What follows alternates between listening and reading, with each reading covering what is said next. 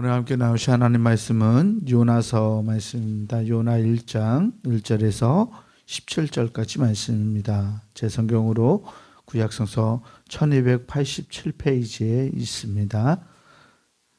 구약성서 1287페이지 요나 1장 1절에서 17절까지 말씀입니다.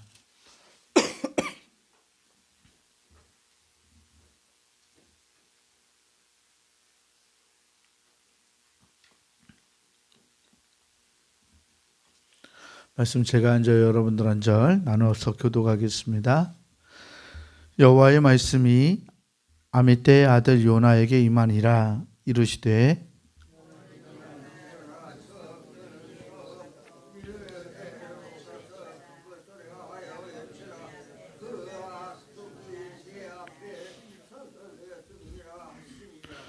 그러나 요나가 여호와의 얼굴을 피하려고 일어나 다시스로 도망하려 하여 욥바로 내려갔더니 마침 다시스로 가는 배를 만난지라.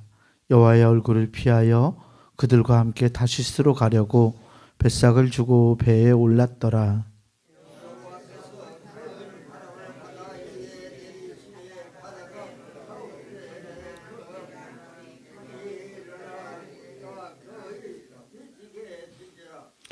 사공들이 두려워하여 각각 자기의 신을 부르고 또 배를 가볍게 하려고 그 가운데 물건들을 바다에 던지니라. 그러나 요나는 배 밑층에 내려가서 누워 깊이 잠이 든지라.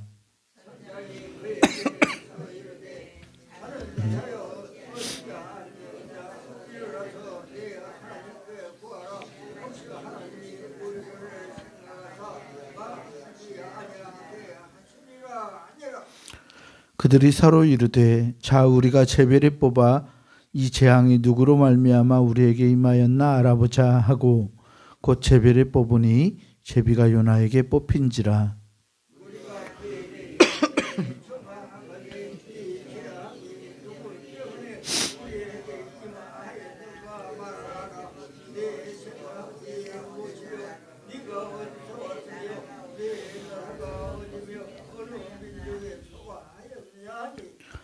그가 대답하되 나는 히브리 사람이요 바다와 육지를 지으신 하늘의 하나님 여호와를 경외하는 자로라 하고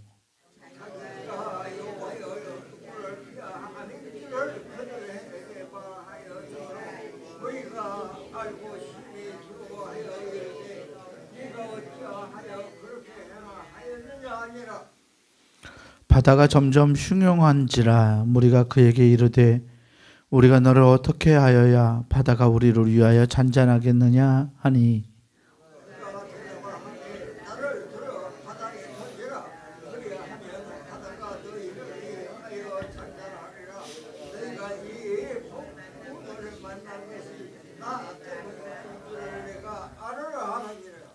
그러나 그 사람들이 힘써 노를 저어 배를 육지로 돌리고자 하다가 바다가 그들을 향하여 점점 더 흉흉함으로 능히 못한지라.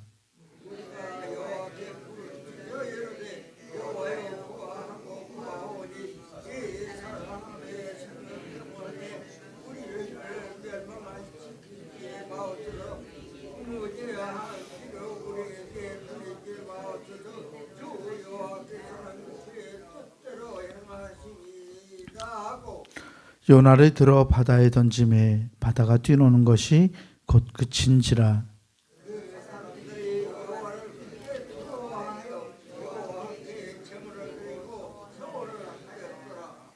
함께 봅니다.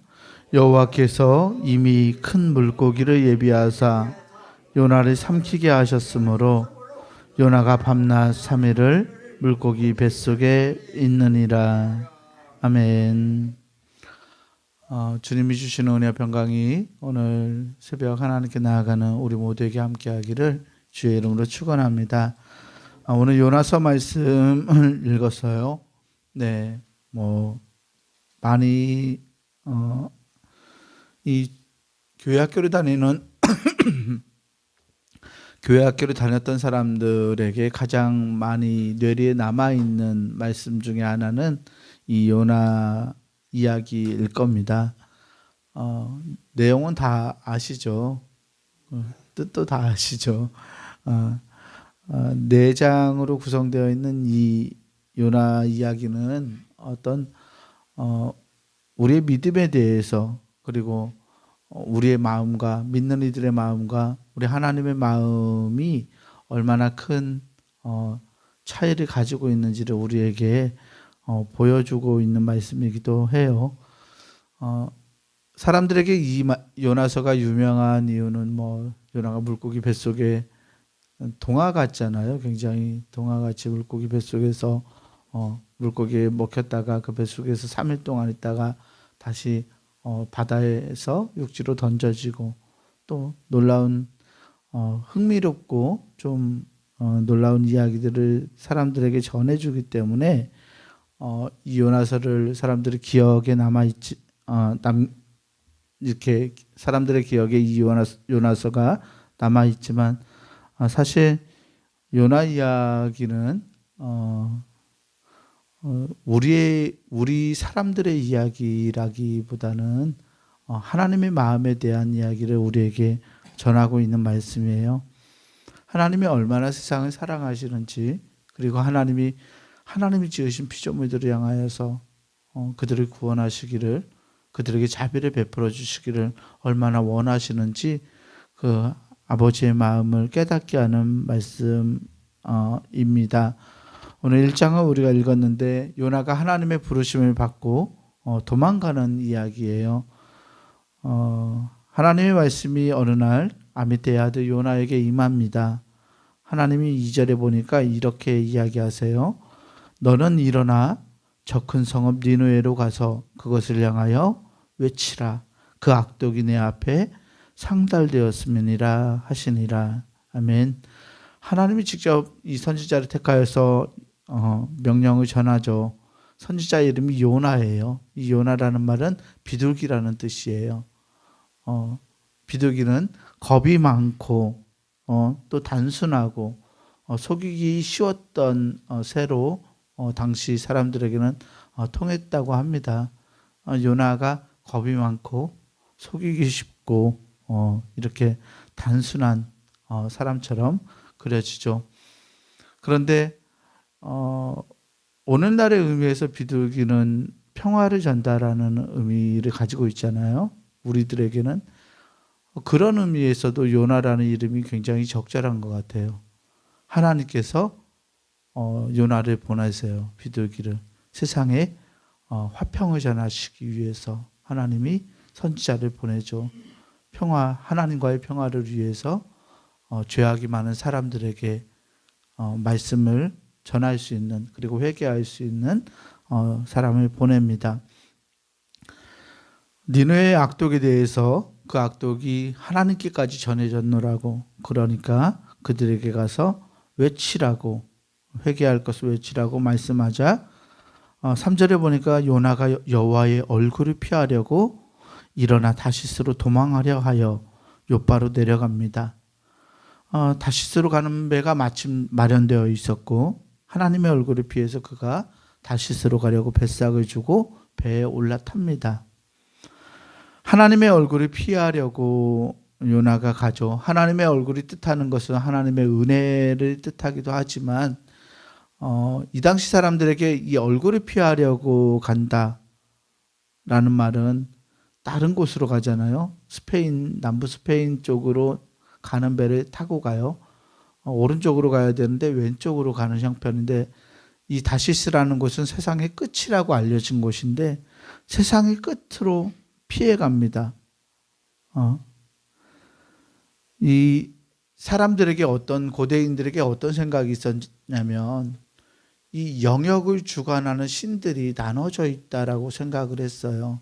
그러니까 여기에서 이스라엘의 땅을 다스리는 사람은 예를 들어서 하나님이면 그것을 넘어서는 사람들은 바알이고, 그 다음 영역을 지키는 신들이 따로 있고, 이렇게 신들이 영역을 나누어서 관할한다라는 생각을 가지고 있었는데, 그래서 하나님의 얼굴을 피하려고 하나님의 땅을 떠나게 되는 거예요. 요나가 하나님의 땅을 떠나면 하나님이 힘을 미치지 못할 거라고, 또는 하나님이 나를 귀찮게 하는 일이 없을 거라고 생각했던 거죠. 그래서 스페인까지, 세상의 끝까지 도망가서 내가 하나님을 피해 보겠노라고 얘기해요. 마음을 먹어요. 그런데 이를 통해서 하나님이 거기까지도 관장하시는 분이잖아요. 하나님이 얼마나 크신 분인지를 우리에게 역으로 이야기해 주고 있는 거예요. 요나는 하나님의 영역을 피해서 도망갔지만 하나님이 세상 끝까지, 바다 끝까지 하나님이 통치하시는 분이시라는 것을 드러내주고 있습니다. 여하튼 하나님의 얼굴을 피해서 도망갔어요. 그랬더니 큰 바람을 하나님이 바다 가운데 내립니다. 폭풍이 일어나고 배가 부서지게 됩니다. 부서질 지경에 이르자 사공들이 두려워했어요. 그리고 배가 이 풍랑에 침몰하지 않도록 배에 있는 짐들을 다 버리죠. 그래도 요나는 배 밑에 들어가서 잠을 자고 있습니다. 다급했던 선장이 요나를 깨워요. 6절에 보면 선장이 그에게 가서 이르되 자는 자여 어찌함이냐, 일어나서 너의 하나님께 구하라. 혹시 하나님이 너의 신이 우리를 생각하사 망하지 아니하게 하시리라 하니라. 아멘. 요나의 정체를 몰랐어요. 그래서 여기 하나님이라고 번역된 단어는 요나가 믿고 있는 신에게 구하라라는 이야기죠. 이 영역을 지키는 신이 누구일지를 몰랐기 때문에 당시 사람들의 생각에서 선장도 빌고 있었고, 또 자고 있는 요나에게까지 그렇게 구하라라는 부탁을 합니다. 그리고 제비를 뽑는데요. 이 재앙이 뭐로부터 기원했는지를 보기 위해서 제비를 뽑았더니 요나가 뽑혔죠. 무리가 다시 요나에게 말합니다. 8절에 보니까 이 재앙이 누구 때문에 우리에게 임하였는가 말하라. 너의 생업이 무엇이며 너가 어디서 왔으며 너의 나라가 어디며 어느 민족에 속하였느냐라고 이렇게 이야기해요. 흥미로운 것은 하나님을 찾고 신을 찾는 사람이 요나가 아니라는 사실이에요. 요나는 하나님을 믿는 사람임에도 불구하고 하나님에 대해 구하지 않고 하나님께 기도하지 않고 하나님의 은혜를 또 하나님의 능력을 구하지 않아요. 그런데 도리어 하나님의 능력을 구하는 사람, 또 하나님이 어떤 분이시라는 것을 알려주는 사람들은 뱃사람들이에요. 뱃사람들은 위기에서 하나님에게 간구해야 한다는 것을 가르쳐주고, 그들의 삶으로 가르쳐주고, 또 이 죄의 근원이, 그러니까 재앙의 근원이 사람의 죄에 있다는 것도 뱃사람들은 알고 있어요. 이 사람들의 물음에 요나가 대답합니다. 거짓말하지는 않죠. 9절에 보니까 그가 대답하되 나는 히브리 사람이요 바다와 육지를 지으신 하늘의 하나님 여호와를 경외하는 자로라 하고. 아멘. 요나가 뭐라고 고백합니까? 바다와 육지를 지으신 하늘의 하나님, 바다와 육지와 하늘의 하나님, 온 세계를 주관하는 그 하나님 여호와를 경외한다 라고 말하죠. 그리고 10절에 보면 자기가 여호와의 얼굴을 피함인 줄 알고 그들에게 말하였으므로 무리가 알고 심히 두려워하여, 무리가 어찌 그 너의 신에게, 그 크신 신에게 이렇게 행하였느냐고 무리들이 말합니다. 바다가 더 폭풍이 세지자 요나가 먼저 얘기해요. 나를 들어서 바다에 던지라. 그럼 하나님의 노하심이 멈출 거라고 이야기합니다. 그런데 사람들은 요나의 말대로 행하지 않아요.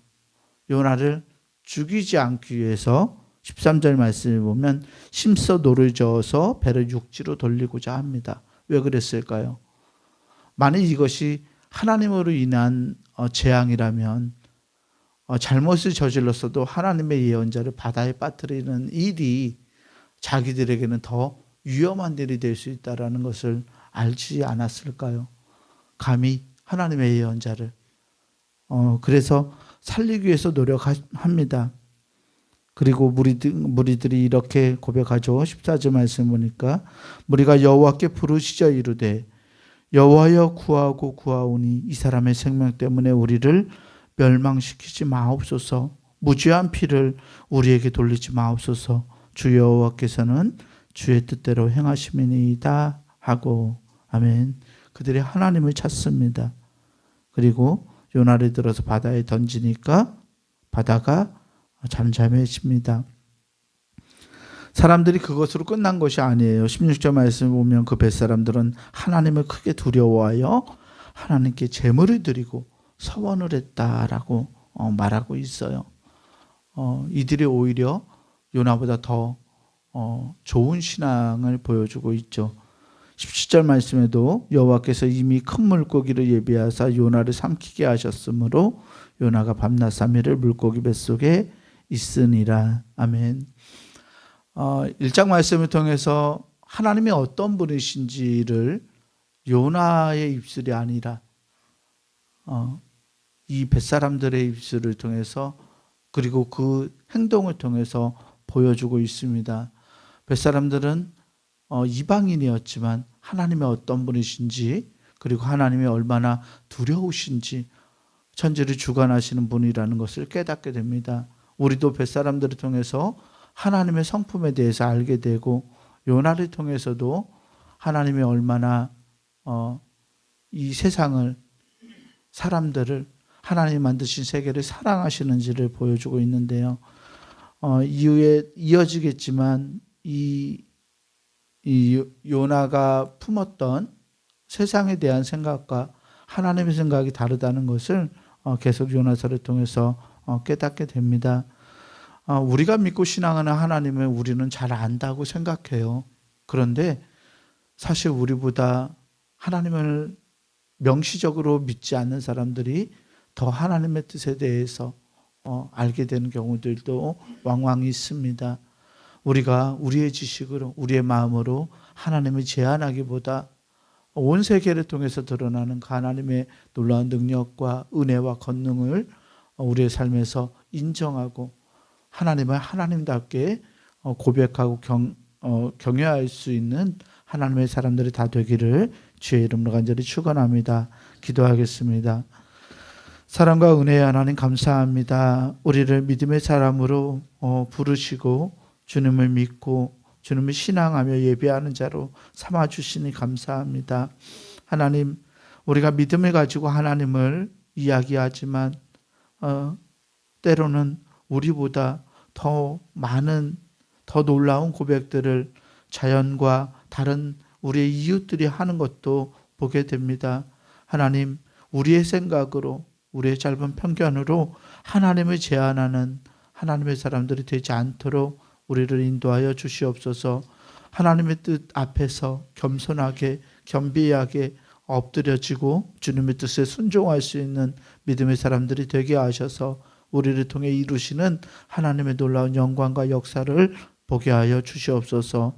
귀한 예물 드린 손길이 있사오니 하나님 예물에 응답하시고 주님의 역사를 드러내시고 주님과 함께 동행하는 기쁨이 날마다 넘칠 수 있도록 하나님 축복하여 주시옵소서. 감사드리오며 우리 구주 예수 그리스도의 이름으로 기도합니다.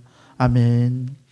하늘에 계신 우리 아버지여, 이름이 거룩히 여김을 받으시오며 나라가 임하시오며 뜻이 하늘에서 이루어진 것 같이 땅에서도 이루어지이다.